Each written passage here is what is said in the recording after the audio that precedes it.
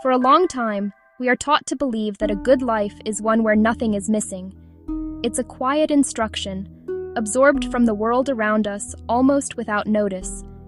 We see it reflected in stories, in advertisements, and in the lives we are encouraged to admire.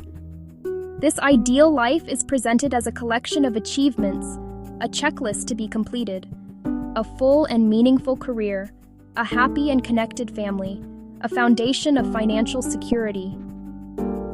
On top of this, we are told to pursue personal growth, to seek out freedom and adventure, and to cultivate a constant state of joy. The idea of having it all is presented as both a goal and a promise, a destination that is not only possible, but expected. If we just work hard enough, plan carefully enough, and make all the right choices, we are told this complete and perfect life will eventually arrive. It waits for us, just over the horizon of our next effort, our next sacrifice. But rarely do we pause to ask what all actually means. What does this collection of everything truly contain, and what is the weight of carrying it? We are so focused on the gathering, on the accumulation of these pieces, that we forget to question the container itself. We assume our capacity to hold things is infinite, that our arms can stretch to accommodate every new desire, every new responsibility. We chase a definition of success that was written by others, a grand and glittering script that promises fulfillment through more. More accomplishments, more experiences, more things. The pressure to keep up, to not fall behind, becomes a low, constant hum in the background of our days. It is the engine that drives us forward, but we seldom stop to ask where exactly we are going or why we are in such a hurry to get there. The truth is, life does not offer unlimited space. Time is finite, a river that flows in only one direction. Each day arrives with a finite measure of energy, a reserve that is not endlessly replenished. And our attention, perhaps our most precious resource once spent, does not return easily. It is the currency of presence, the tool with which we build a meaningful life. When we try to hold everything at once, when we stretch our arms to grasp every possibility, something is always quietly slipping away. We may not notice it at first. The loss is subtle, a slow leak rather than a sudden break. Often it is rest that goes first, dismissed as a luxury we can't afford. Sometimes it is presence. We are physically in a room, but our minds are elsewhere, cataloging to-do lists and future obligations. And other times, what slips through our fingers is our own sense of peace, replaced by a persistent, quiet anxiety that we are not doing enough, that we are not yet whole. This is the hidden cost of all. For a long time, many of us are taught to believe that a good life is one where nothing is missing. A fulfilling career, a happy family, financial security, personal growth, freedom, and joy, ideally, all at once. The idea of having it all is presented as both a worthy goal and an achievable promise. If we just work hard enough, plan carefully enough, and make all the right choices, we are told that this complete, seamless life will eventually arrive. The myth of having it all is not cruel by intention. It is persuasive precisely because it feels so hopeful. It whispers that total fulfillment is just one more achievement away, one more box to tick. But what this promise often delivers instead is a quiet, pervasive exhaustion.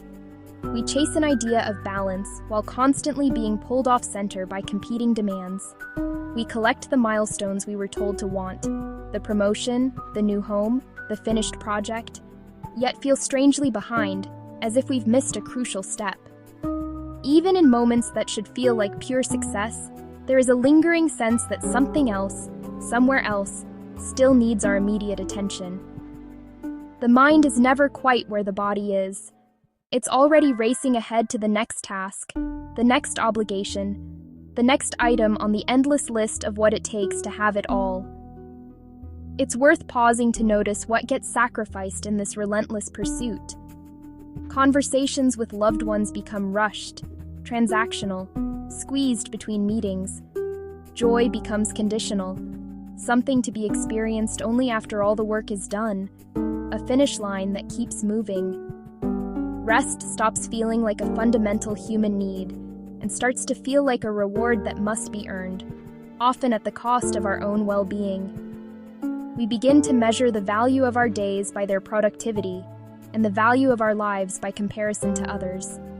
Slowly, almost without realizing it, we start living for an image of a life, for a story we can tell, rather than for the truth of our own felt experience.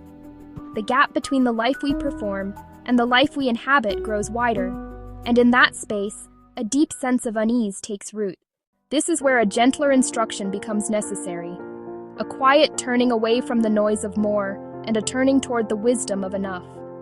It begins not with a grand gesture, but with a simple internal permission slip to be human. Start by accepting that every season of life requires trade-offs. Choosing one thing, one project, one relationship, one way of being means temporarily and lovingly releasing another. This is not failure. It is the fundamental reality of a finite life. It is an act of profound intention. To choose what matters now is to honor your own capacity, to respect your own limits not as walls, but as gentle guides.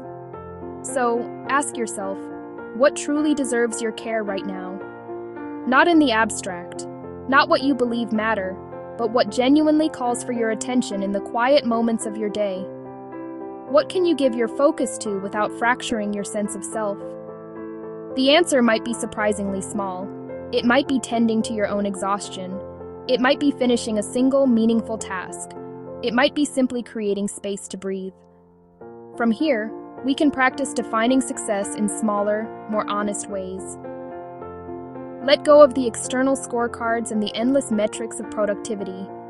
Success might look like having enough energy at the end of the day to be truly present with someone you love, to listen without already forming a reply.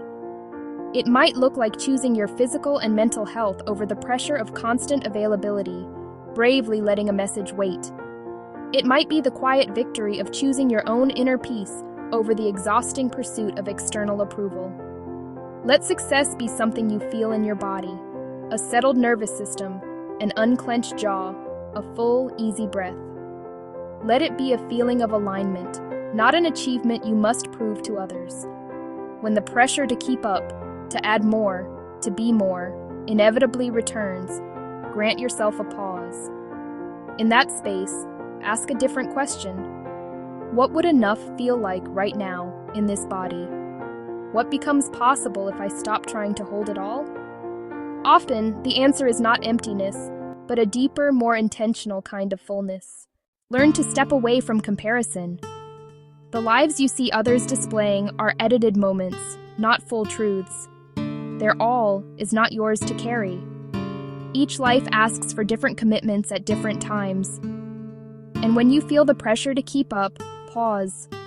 Ask gently, what would it mean to have enough instead of everything? What might become possible if I stopped trying to hold it all at once? Having it all is not the same as living fully. A full life is not crowded, it is intentional. It is shaped by presence, by choice, and by the courage to let go of what no longer fits. Sometimes fulfillment begins not when we add more, but when we finally allow ourselves to choose less.